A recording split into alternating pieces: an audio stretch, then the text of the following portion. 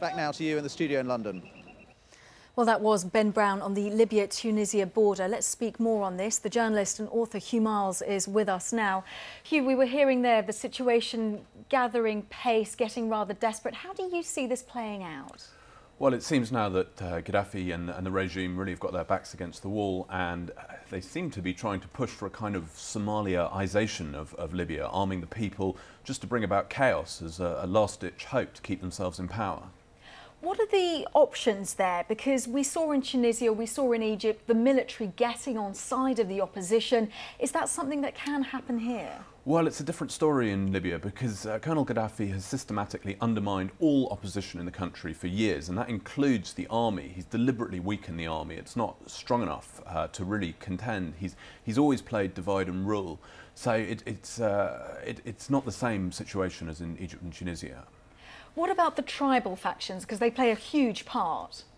The tribes are very important. I mean, under the Jamhuriya system, there was really the tribal structure and the revolutionary committees were the only other power structures in the country. And so the tribes are a factor.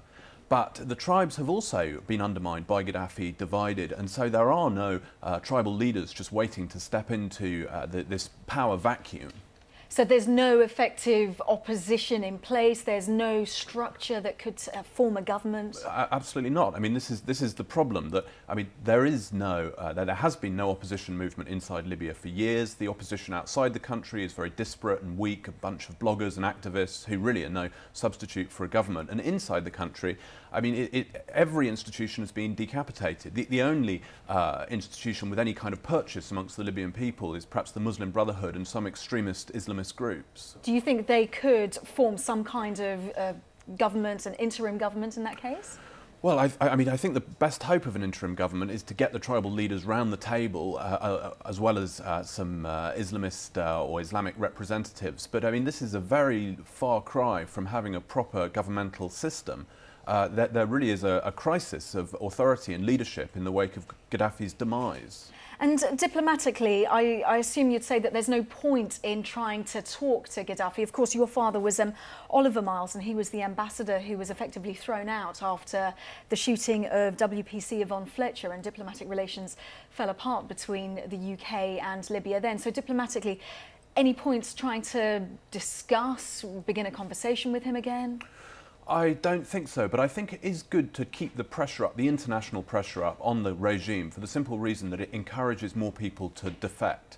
And I think this drip, drip, drip of defections, and we have seen some more high-level defections recently, some of Gaddafi's family members, his cousins, and this is definitely a blow and a sign that brick by brick we're building the wall to block him out.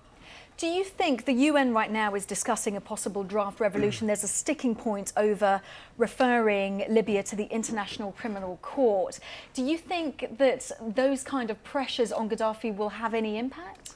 Well, not in the short term. I mean, in the short term, it's not going to help the people of Libya, the people on the ground. I mean, the humanitarian situation. These kind of international negotiations are going to have no impact on that. And I think, unless there's a real massacre and a bloodbath, which is not out of the question. In fact, many Libyans are now expecting Gaddafi to try and wreak havoc, just because this is his last hope of staying in power.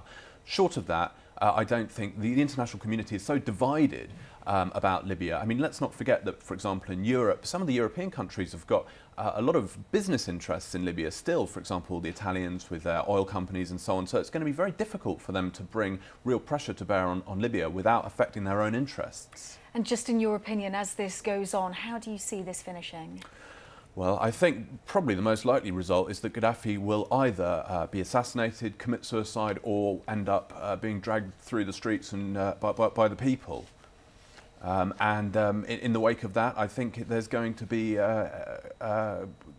chaos, frankly. I think they've got a real problem, and it's a very uncertain outlook. OK, we will watch and wait. Hugh Miles, thank you very much for sharing your thoughts. Thank you. Now, in other news, the opposition Fine Gael party is claiming victory in the Republic of Ireland's general election. Their leader, Enda Kenny, said his party had given a massive endorsement to provide stable and strong government.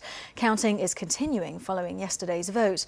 And although polls suggest they haven't won an overall majority, Fine Gael has said it will seek to form a coalition with the Labour Party. Our Ireland correspondent, Mark Simpson, reports.